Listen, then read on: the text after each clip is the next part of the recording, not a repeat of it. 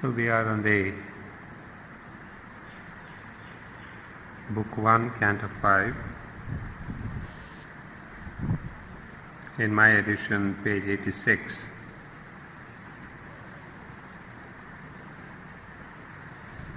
If you remember,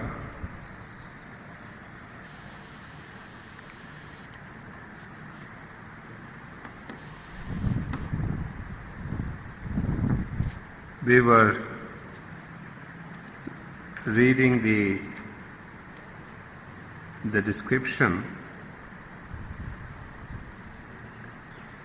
of what Ashwapati discovers in the book of being, as it is called here. And he gets an insight as if into the secret workings of nature,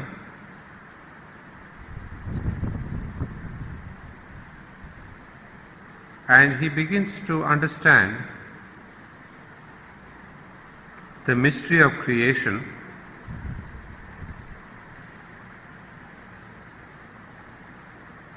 and the beautiful lines that we ended with are these. I just give it a reading again.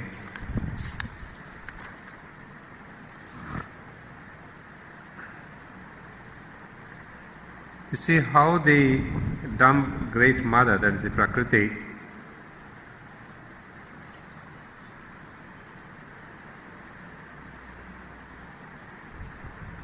is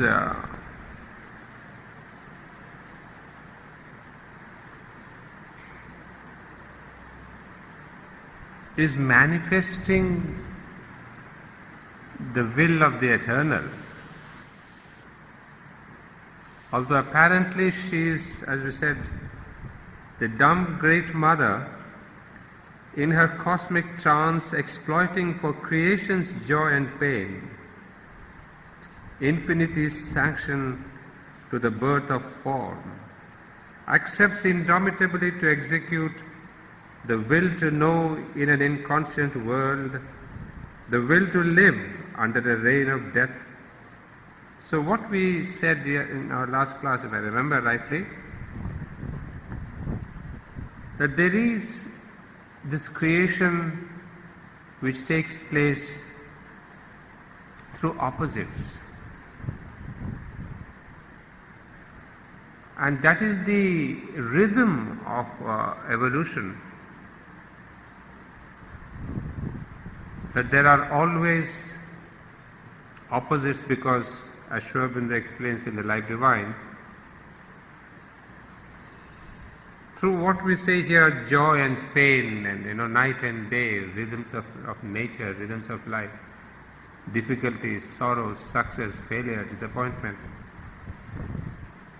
Because that is the law,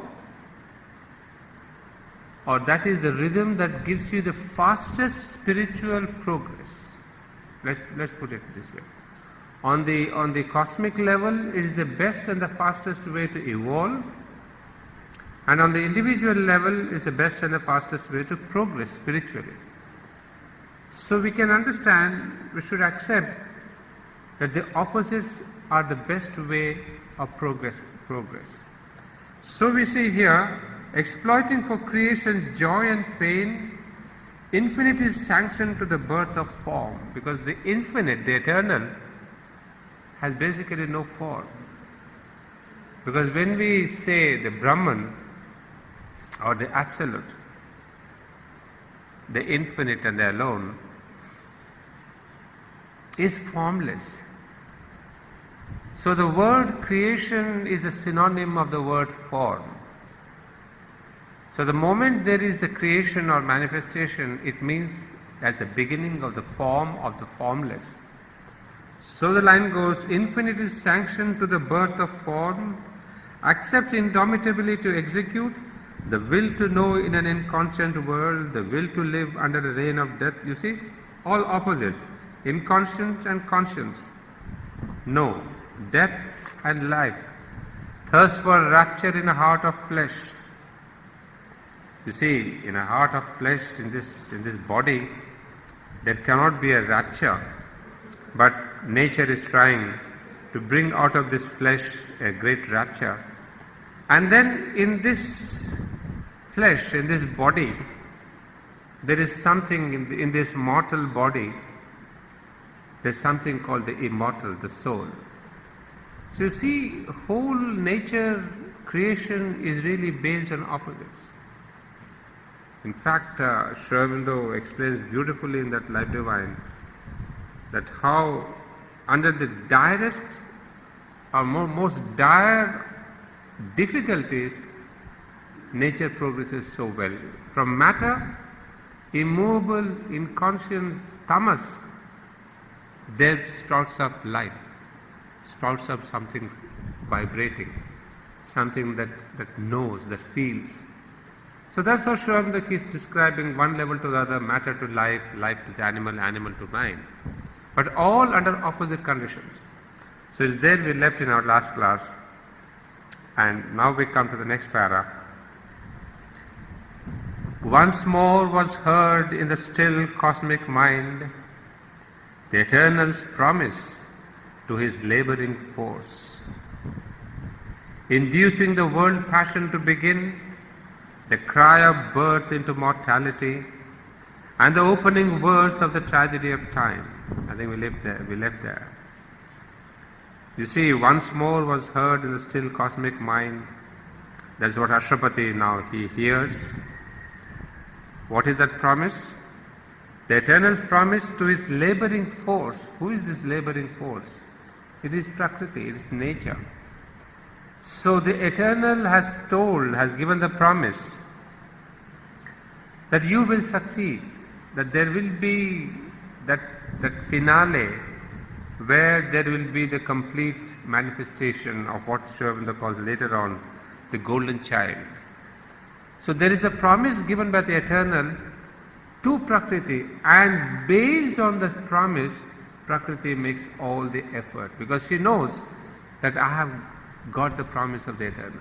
So it's that which is sustaining her to move forward, and then the whole thing begins, the cry of birth into mortality and the opening words of tragedy of time. Now out of the depths the world's buried secret rose. He read the original ukase kept back in the locked archives of the spirit script, and saw the signature and fiery seal of wisdom on the dim power's hooded work, who builds in ignorance the steps of light. So Ashrapati now, he reads the secret, the mystery, the buried secret he is able to understand now. And what does he see in the secret? He read the original ukase kept back. Ukase is a law, a law that has been passed by it used to be used in the Russian context when the Russian Tsars, when they passed a law, that used to be called as ukase. So this is the law that has been given, kept secret, but now Ashrapati reads that original law, the rule, in the locked archives of the spirit script. So that secret, that ukase, that promise is there deep hidden in Prakriti, in nature. So you see, there is a kind of a locked archives. Locked archives is matter. So in that archives of matter, the spirit's promise is there locked up, which nobody has recourse to. But Ashrapati, because of his opening, because of his heights of consciousness, he is able to read it now, and saw the signature and fiery seal. So that is what is important. He sees the signature of the divine, the sanction of the divine, the fiery seal of the infinite. So he kind of gets to the root of the promise and sees that in matter there is a seal of the spirit, there is a stamp of the spirit. So suddenly everything becomes different for him, because now he sees matter is not something dead, matter is not something dim there. That there is Not only the sanction and the seal, in the light of Sri Aurobindo we could go further to say, there is the idea, I capital. And the idea is what Sri Aurobindo calls the real idea. The real idea is nothing but supramental consciousness. So now we get the understanding that in matter there is the real idea, which carries with it the whole blueprint of the creation. So there is in matter the whole future planning of this evolution is embedded. So he says, there he sees the signature and the fiery seal of wisdom on the dim powers put at work. Dim power is nothing again but this Shakti or nature. So behind all this, there is the sanction, there is the promise, there is the blueprint of evolution. Who builds in ignorance the steps of light? Who is this power? The nature. Nature left to itself is slowly bringing up in every stage of evolution some light, some new form, some new possibility. So nature is doing her work, but at the beginning unconsciously. But what Ashwapati discovers is that behind all the steps of light, all the steps of evolution, there is a consciousness which is guiding, which is leading even nature. A sleeping deity opened deathless eyes. It's not a sleeping deity outside. It's a sleeping consciousness, something within Ashwapati which wakes up. I mean, in this whole process, you can see Ashwapati rising in his consciousness. And so the sleeping deity opened deathless eyes, brackets, in Ashwapati. He saw the unshaped thought in soulless forms, new matter pregnant with spiritual sense. Mind dared the study of the unknowable. Life is gestation of the golden child. A beautiful sentence. Now when this inner vision, as if the third eye is opened up in Ashwapati, what does he see? He saw the unshaped thought in soulless forms. That's what we are referring to. The unshaped thought is the real idea. The real idea in the soulless forms in matter. It's the same thing that we are describing, the unshaped thought in soulless forms. Now what does he discover? New matter pregnant with spiritual sense. See, now you understand the notion of pregnancy. You see, it is the pregnancy connotes the idea of impregnation. That means the seed of pregnancy is embedded in the womb of nature. So this is a very beautiful image. There is a spirit which has embedded itself in matter. So one day, matter has to deliver the child, has to deliver that embodiment which has come there as a seed form. So matter is pregnant with spiritual sense, and mind dare the study of the unknowable. You see, this is again the study of the unknowable, what we are saying, that the supreme, the absolute, our Vedas and the Upanishads tell us, cannot be known. Basically, the Indian concept of the Vedas and the Upanishads is that reality cannot be known. That's why the word unknowable. But reality cannot be known by the mind, not just unknown. It is unknowable by the mind, but it is experienceable by your soul, by your inner consciousness. So that way the word known has a double play here, known by the mind, but known by the soul or the psyche. Because the logic is simple here, that what is within man, that aspect of the divine alone can know the divine. So that aspect of the divine in man is the soul. So it's the soul, what we say, Atman and Paramatman. It's the soul in the individual which can know the soul in the cosmic level. But the mind does not have the cosmos, but mind has something to know. Its extension of mind is the supermind. So mind is a delegate of the supermind. So mind's consciousness, when it elevates itself, it can reach the supermind. The psychic being, when it expands and realizes, it knows the supreme Brahman. Similarly, the body, it can know the Sat aspect. And then the life, it can extend itself into the Chit aspect. So each one has its finale. Mind, supermind, life, Chit, body, Sat, mind, and then the psychic being, the supreme Ananda. So these are the four elements that are there in the physical, in our individual body. But the four are there on the supreme level also. Sat, Chit, Tapas, Ananda. And of course there is the supermind. So that's why it says mind dare the study of the unknowable, but it doesn't reach. And then life is gestation of the golden child. You see, gestation again is the period, what we say, for pregnancy. Now this is a very beautiful hint that there is going to be the delivery of the golden child. That life is the gestation. Now another meaning is, life is not just a passage between death and death. You see, we think what's there about it, we live for a while, then we die, and then we come back, and there's a rebirth and all that.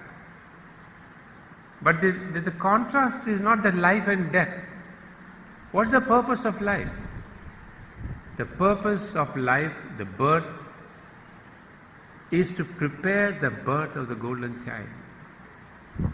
And what is this golden child? You know, we have the other line, built is the golden tower, the flame child born. You see, that flame child and this golden child are two different things. The flame child, built is the golden tower, built is the golden tower, the flame child is the psychic being. So there, the birth of the psychic is being described.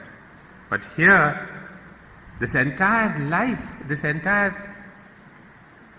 life from the beginning of his birth, like an amoeba, is evolving, becoming more and more complex body, and it has become complex enough to fit, to welcome the birth of the psychic or the coming of the psychic. That's a human being. But that's not the end. But after this, again it is going up to different levels, so that one day the golden child, the supramental child, will be born. So you see what a massive promise is there in life. So it's not that we should take our individual life as a matter of life and birth and all that individual things. So otherwise there's no meaning in life. We see the whole of our surrounding in a life, from a grass to a flower to a little cricket to a little thing. Is there no meaning in all that? Are they just there to decorate the earth and to give us some pleasure of sound and music and form and color? No, on the contrary, they are preparing for the golden child. So Sri Aurobindo or Ashwapati here discovers that is the beautiful end of this evolution. In the light flooding thought's blank vacancy, interpreting the universe by soul signs, he read from within the text of the without. The riddle grew plain and lost its catch obscure. I think I sent a beautiful passage to Joseba recently. You read that? I mean, I'm amazed at what Sri Aurobindo writes. I wish I had brought that passage.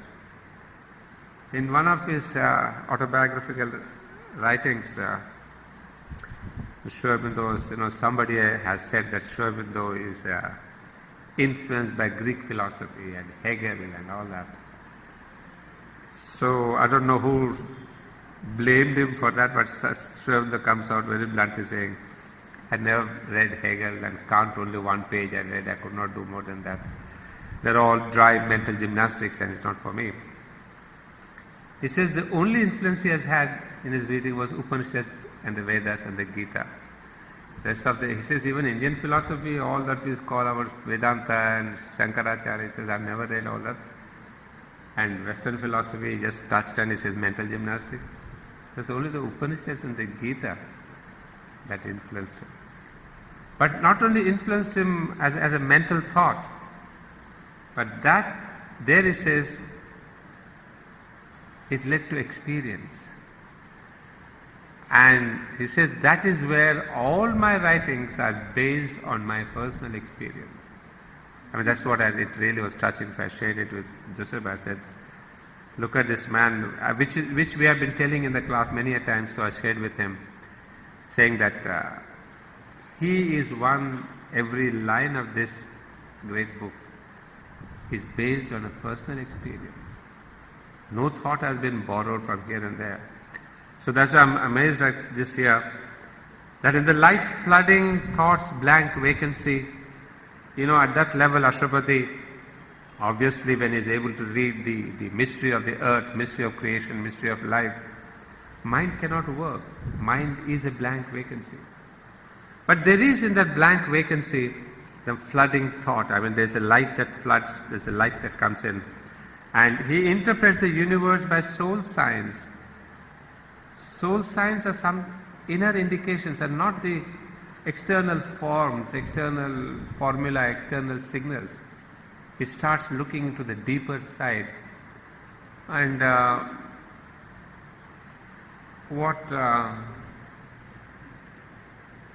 Blake had written about the triple vision of the poet. You see, he called there is the three levels of vision a poet has. One is the outer, the other is the subtle, the other is the spiritual. So here this is the spiritual side.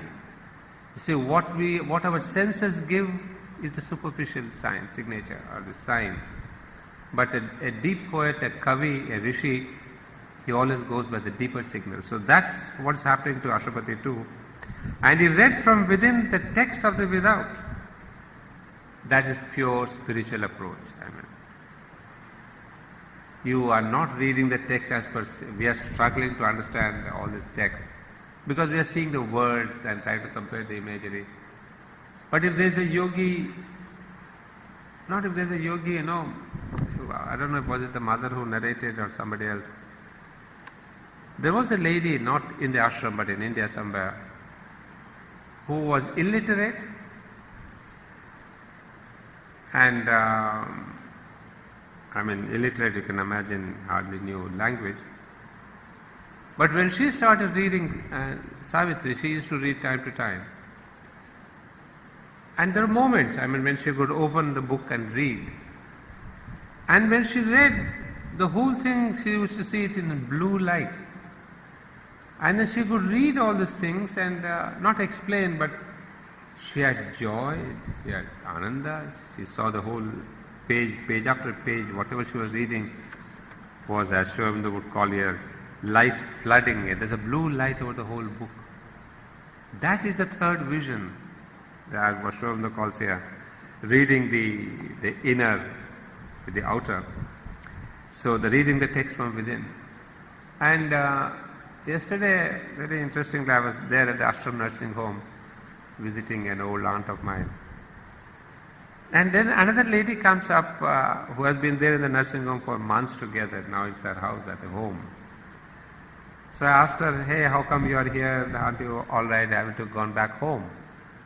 She says, no, Anando, I'm pretty much comfortable here. This is my home now. I cannot go back. She has some problem. She is a voracious reader of Sri Aurobindo's works. And she is a great lover of the life divine. She was telling us that she bought a copy of the Life Divine in 1957 in Calcutta.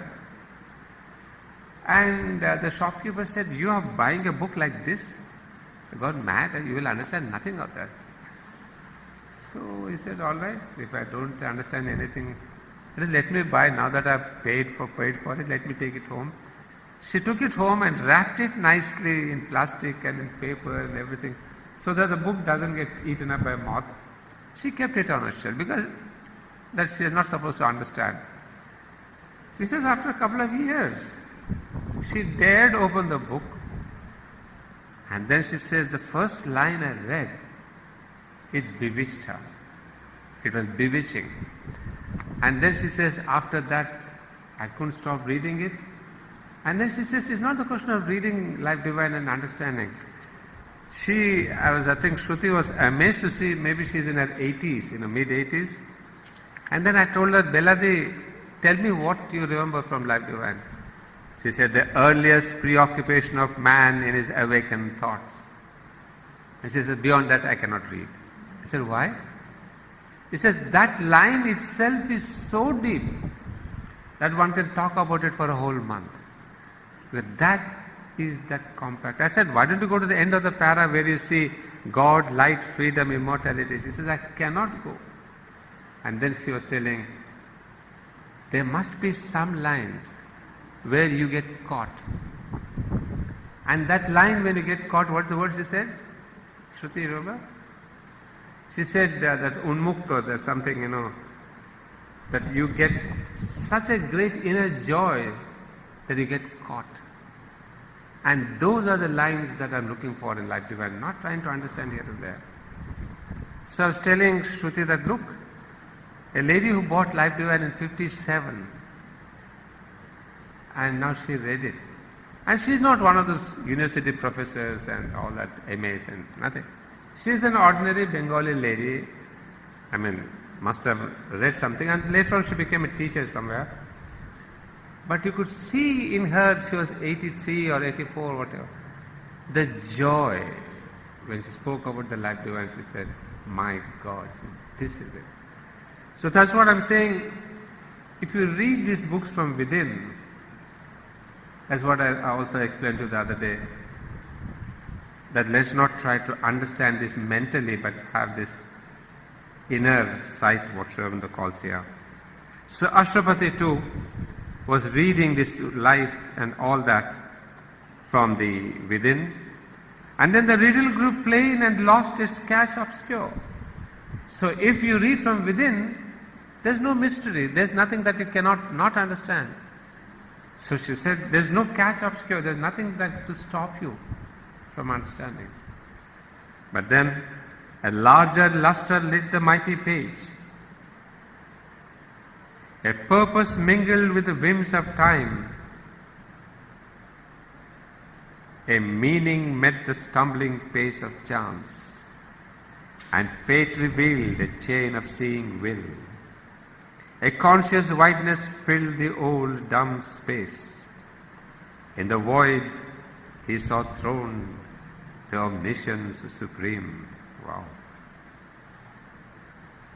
Is there an artist here, anybody? You should put this in painting, and I can visualize it, but I cannot brush, I cannot paint, But this, you can see the image here. Now, in that luster, in that greater light, what does he see? Because as you see, his mind is opened with a greater light, flood of light, his thought is open, he is able to see within, and then a purpose mingled with the whims of time. Imagine, what's the difference between the third eye and ours? You see, we see only the superficial thing, we see the logical things, we see the cause and effect, we see this and that. But here, for him, a whole thing became completely something new. A whole new meaning came up. And what is that whole new meaning? A purpose mingled with the whims of time. What we think the whimsical things happening this way, happening that. The next line is beautiful. It says, a meaning met the stumbling pace of chance. Somewhere, Sri Aurobindo writes in Volume 3, Harmony of Virtue, And he writes in that letter that I sent to Josefa that he says he was influenced by Plato a little bit by reading his Republic. And at the age of 17, he starts writing an argument telling what is beauty and harmony in the style of Plato. It's in that book he says a new meaning he finds. So coming back, a meaning met the stumbling pace of chance. Yeah, what I wanted to tell was, this is what's the difference between a poetic vision and a normal vision. You see, a poet, he says, is the arrangement of words. They may be simple, but sometimes it's the arrangement of words which bring in a kind of a rhythm. That's what catches poetry. Otherwise, you can take out a line, it says, I made half semblances of divine things. It can be just a prosaic thing. But half semblances of divine things, he has used it poetically. It is not somewhat semblances. So what I want to tell is, this line is beautiful with that poetic gesture. A meaning met. You see, we don't say the word meaning met. We say the thing has meaning. But you see, the poet says a meaning met the stumbling pace of chance, and fate revealed a chain of seeing will. Now what is that meaning that met the stumbling pace of chance? Well, first of all, we should understand what is chance, or is there anything called chance? You see, we say perchance, by chance, is a chance. But is there anything called chance? You see, we say, oh, by chance this fellow came up and I talked to the person and this thing what happened. So we believe that things are happening by chance. And when I say by chance, what do we imply? That it just happened, by accident. But things happen by accident, which means what? That there's no meaning in that. You know, there's no purpose. It has happened, has come and gone, the person by chance came. But this is my encyclopedia. He will explain everything. He says, what is chance? He says, we have, by the circumstantial forces, we say, this thing has happened. But then Sri Aurobindo goes further to say, if this A has happened, say an effect A has happened, that means an effect B also could have happened. In the same circumstances, something else also could have happened, by chance. So he has the logic saying that if this flower fell here by chance, this flower could have fallen here or here or here. And all by chance, you would say by the breeze of the fan, it fell here. So Sri Aurobindo says, okay, there are 4 possible places where the flower could have fallen because of the breeze. That means what? Behind every chance, there are many possibilities. Try to understand the logic here, it's a nice one. So that means behind everything that we see in the world happening, there are other possibilities that could have happened. And where are these other possibilities? They are all in one source called consciousness, called the spirit. So he wants to tell us here that all these so-called irrational circumstantial happenings which you call chance have actually a meaning. That's what he puts the word, meaning met the stumbling pace. So there is, these 10 possibilities are all there in that consciousness. So there is one supreme consciousness which has given this chance A or chance B or chance C according to your aspiration, your capability, your reception, your nature. So Sri Aurobindo says there's nothing called chance. All these possibilities of chance are there in the Supreme Consciousness. It is He who is delivering things and which you don't understand, so you say chance. But He is not accepting that the chance is without any source. So even behind all chance, there is one supreme consciousness.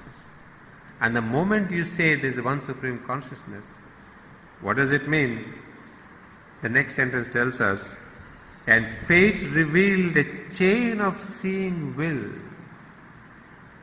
You see the beautiful words, chain, seeing will. So, to get back into the narration, chance has a consciousness. Somebody is looking after you. And then even what we call fate, nothing is fated.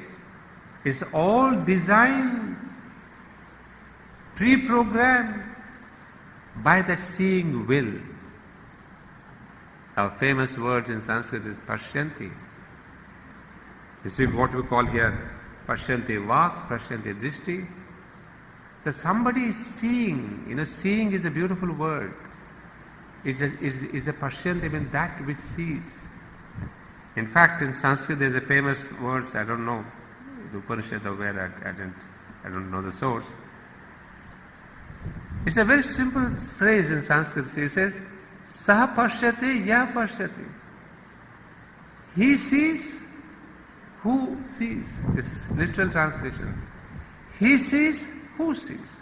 Saha pashyati ya pashyati. That means what? That he alone can see who has that drishti, who has that vision. So all of us, we cannot see. We are seeing only with senses. But who is that who is seeing all of us? That supreme consciousness, the supreme seeing. And not only that, see the word will. Will, all of us know, will is force in action. It can be a mental force, vital force, physical force. But the force in action is called the will.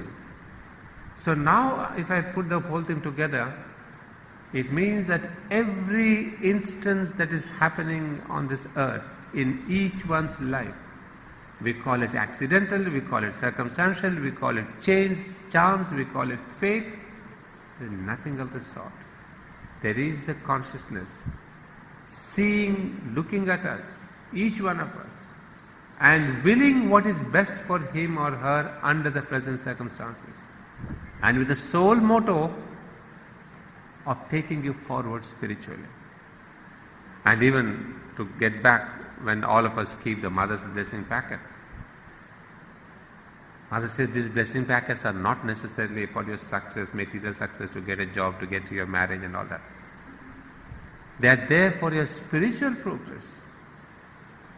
So we all keep the blessing packets which we used to receive from the mother. Each time we went to her, she gave a flower and she gave a blessing packet. So she did say, keep this close to your body. So it is not necessary, of course it does. I mean, long back, suddenly things, I remember, I was in Aspiration in 1971. I don't know if it means anything for you, 71, long back. And Aspiration, it has huts. Josephine knows very well. And we had all the electric gadgets and everything. I mean, somebody had a heater and this and that. So one fine night, something happened, one hut got gutted. And it got gutted, there was not a huge fire fortunately, it was really a small fire, but the whole gutting was, everything got burned, everything. Next day, those of us who were in the neighborhood, we went to see the gutted hut. Well, you believe it or not, but I've seen it with these eyes, not the seeing will, but physical eyes. There was a pillar which was a support for the roof, And on that pillar there was a calendar of the mother. And you'll not believe it, even now I can see it in front of my inner eye. Everything was burned, the calendar was burned, only its dates were burnt, not the picture of the mother. So you conclude whatever you want to. But a fire in a hut does not burn the mother's photograph. It has burned the calendar below, the dates. So there are things that happen. Miracles still do happen. Famous book by Dilip Kumar Roy. If you come across, read it. Well, I don't know if you have time enough to read. I know those two young people cannot do it. Because I know there's a lot of work that happens here. I mean, Joseph has been telling me, especially in this month of May and June, when 10 people's work falls on one person. However, if you do remember, read some things of Dilip Kumar Roy, because he was very much in close connection with Sri Aurobindo. And if you want to have an intellectual understanding of Sri Aurobindo's philosophy and the patience of this man called Sri Aurobindo, I mean, he has written to him 9,000 letters. Can you believe there's a correspondence of 9,000 letters between two persons? And all that, he never complains saying, I have no time, Dilip. I mean, they are like Dilip, there are so many others writing letters and answers, and not only asking for answers, impatient. Sri Aurobindo sent this for 1 week back, and then all kinds of things. And yet here was a man writing answers. And Dilip Kumar's long, it is like an essay. Some of them were 5, 7, 10 pages. It's not just a few lines.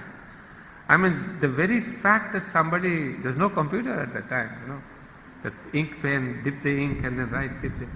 I said, that's Herculean. I mean, that itself makes me bow down to him, and nothing else I need to know, but that a man has written 9,000 to one person, incredible. Well, I am going into a lot of stories, but let me come back to this. So, there's nothing called chance, nothing called fate. Well, philosophically one can explain fate and all that. But here he says, all these things are under a seeing will. A conscious wideness filled the old dumb space. A conscious wideness. We think all this space is nothing, there's no consciousness and all that, but there is the seeing will. It is he who has, the word filled is magnificent, Normally I would have used the word pervaded. Spirit pervades. But if you use the word filled, try to see the difference. A bottle is full. That means filled means every little icon of space, there's nothing but he. I mean, that's incredible. I mean, it's not air, it's not oxygen, it is what the scientists will say, it's all full. It's not air, it's not this, it is he and she. I mean, the very thought gives me goosebumps, that the Lord, we are breathing him, we are breathing him out, not oxygen and nitrogen and all that science tells you. So that's what a spiritualist is happy, is full of ananda.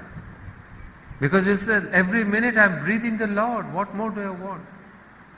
So for him, there should not be, need not be, is not any difference between life and death. Is that side of the form or this side of the form? It is he. There is a beautiful story, telling lots of stories. And there's a beautiful story by Akbar and Birbal. I don't know if you have known them. There's a king in India called Akbar, and there was his minister called Birbal. And a very clever guy, very, one who could. And being his minister, he had kind of the license to speak very frankly to the king. Otherwise, normally, no minister would speak so openly. So one day Akbar asked in the ministry and with the ministers, he said, tell me what's the difference between Akbar and God? My God, everybody was stunned. How can we say that? There's all the difference. But nobody can spell it because, the king, if you do something, if you tell something wrong, he may behead you. So no other minister, they just said, no, we cannot. I have no answer. Birbal said, sir, I know the difference. He said, you are greater than God. And Birbal was happy and he said, very fine, lovely answer. But explain now, how am I greater than God? He said, look, If God wants to evict somebody from His kingdom, He cannot do that. Because if He says, get out of India and go to America, America is God and India is God, China is God, Russia is God. So He has no powers to get rid of somebody from His kingdom. Whereas you can do that. You can get rid of somebody from your kingdom and he's out. So you can do something God cannot do. Then Akbar says, yes, now I understand why I'm greater. But they all had a laugh. That's only to show that God is there, the divine is there in every atom of the space. So He is there, He is here, He is there. You cannot go out of God. God is in our lungs, in our cells, in our body, within and without. And then the last knocking out sentence, in the void He saw throned the omniscient supreme. You see the word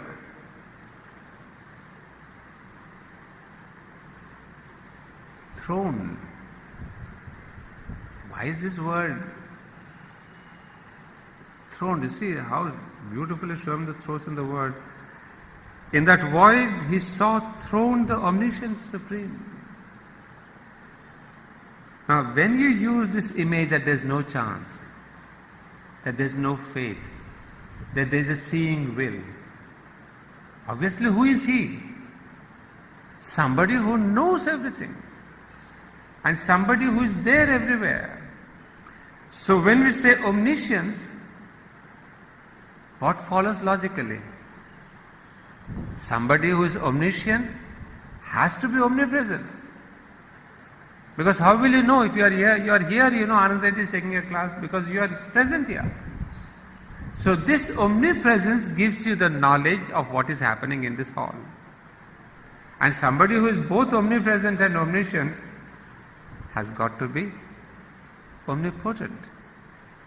Because knowledge is power. And then, so the sequence of omniscience, omnipresence and omnipotence is a natural sequence. You cannot have one and not the other.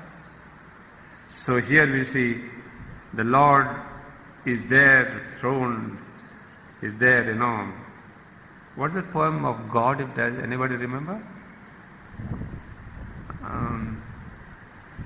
Thou who pervadest the worlds below, who sitst above.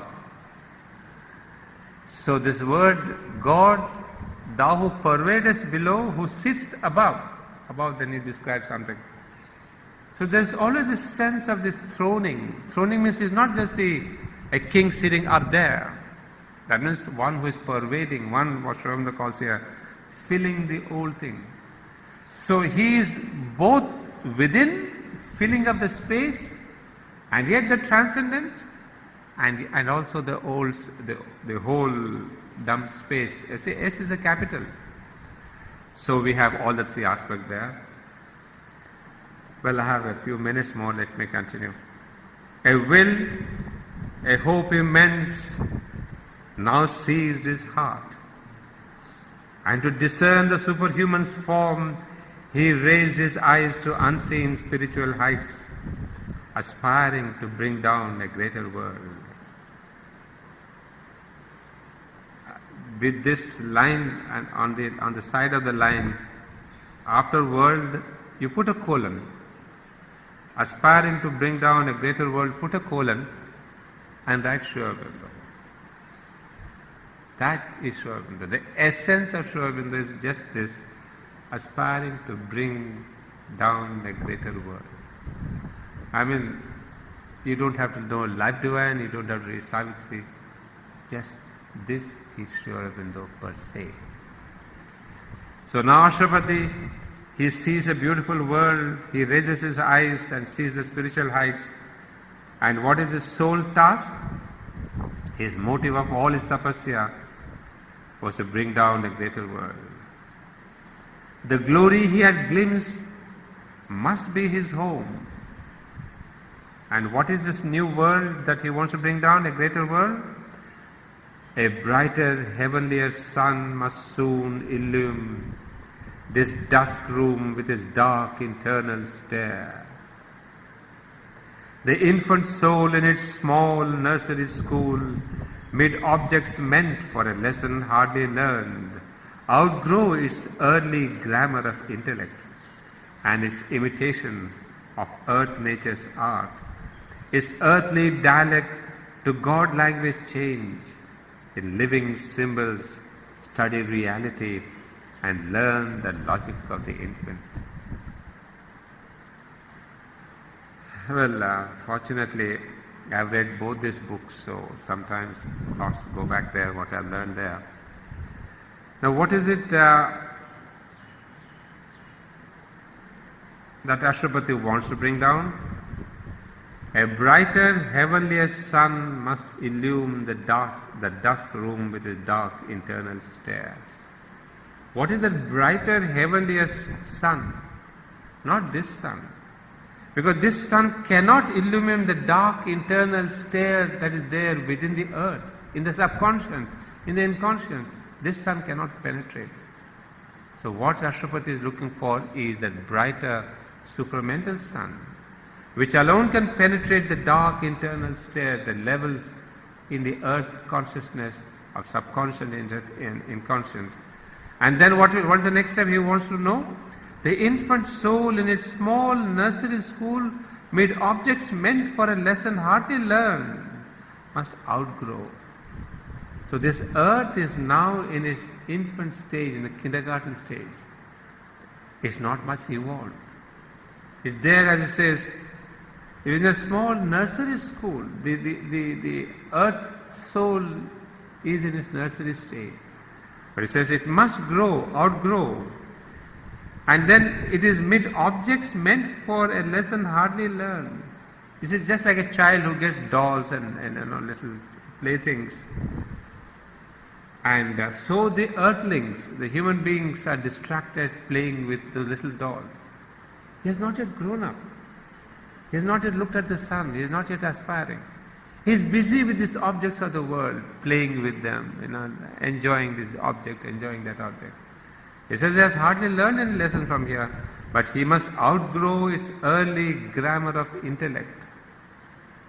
So now Ashwapati says, mankind must outgrow beyond the level of the mind, outgrow the mental level.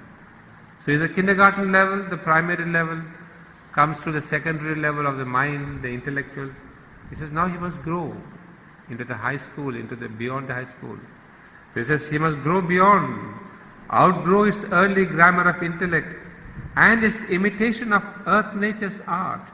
You see, we are still in the level of imitation, there's nothing original that's coming forth. Its earthly dialect to God language change. Beautiful. You see, dialect, we know, is not yet a language.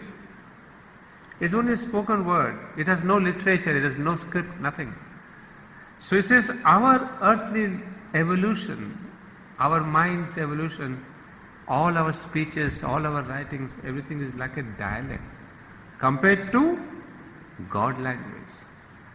So all this talk is meaningless. Is the blubberings of a child. There is no meaning. So these blabberings have no meaning, it's just communicating. So it says, man must outgrow to God language change. And now what is this God language? Well, if there was a Sanskrit master, he would say, hey, it's Sanskrit. No, nothing of the kind. This God language is actually the silence. You know, I was referring to you in the Seeing Will, something called Pashyanti Vak. In Sanskrit we have different levels of speech, where we say,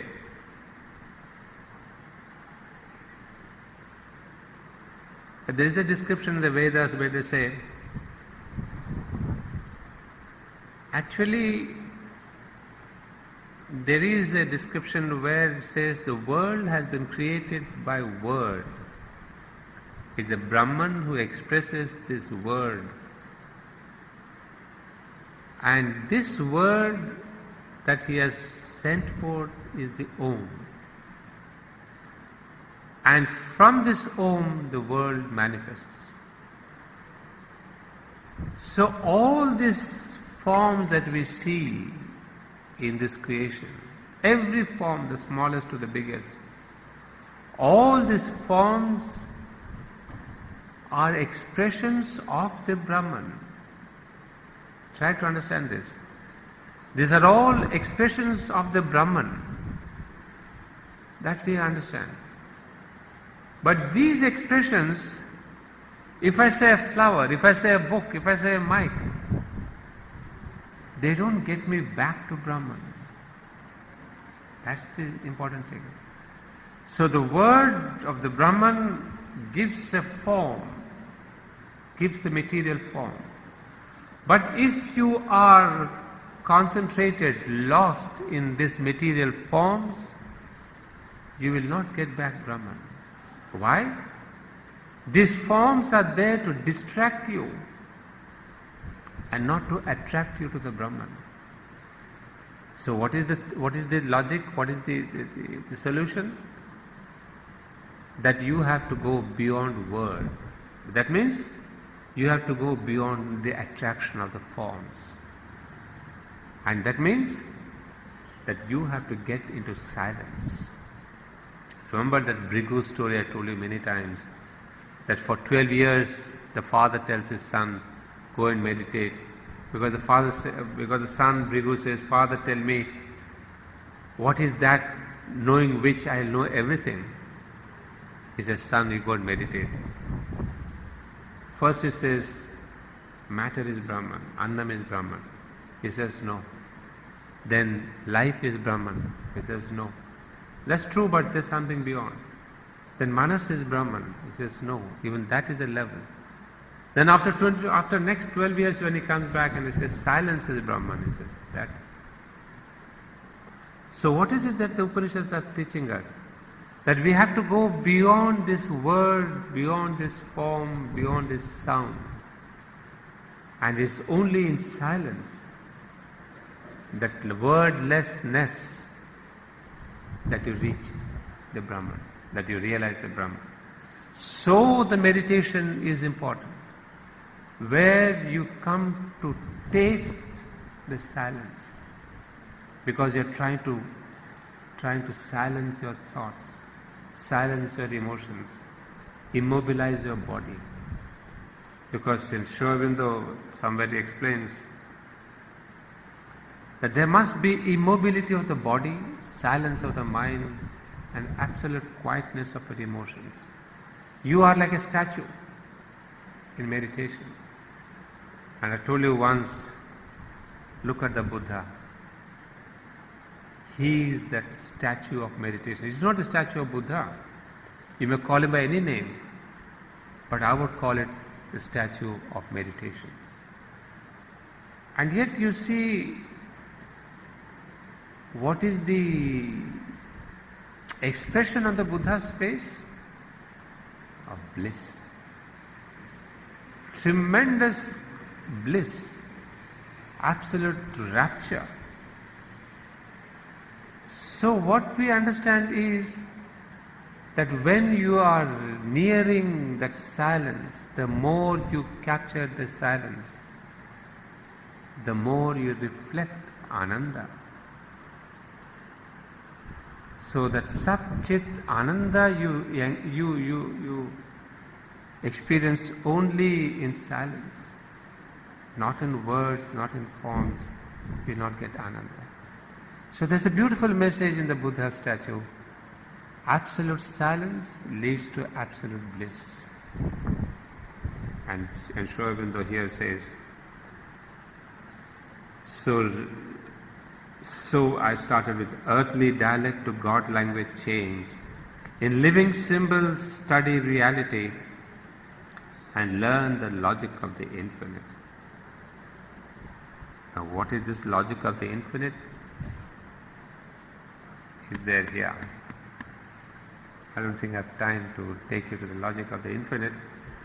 But the moment I read this, I knew the phrase taken from his own book, Life Divine, where he has written paragraphs and paragraphs to explain what is the logic of the infinite.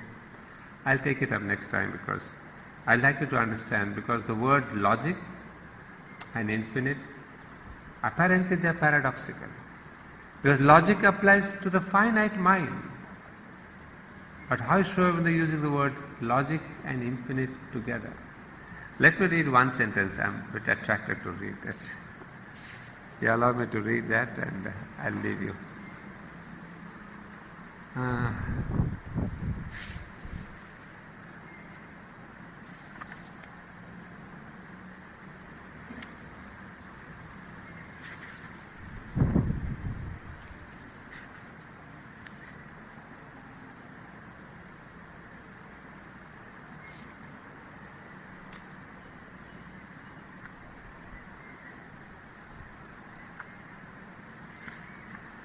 Oh well, I think I have to postpone to next time.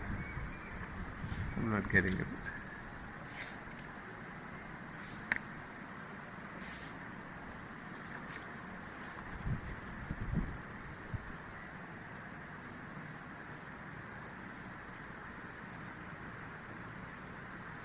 Well, I think I'll maybe together.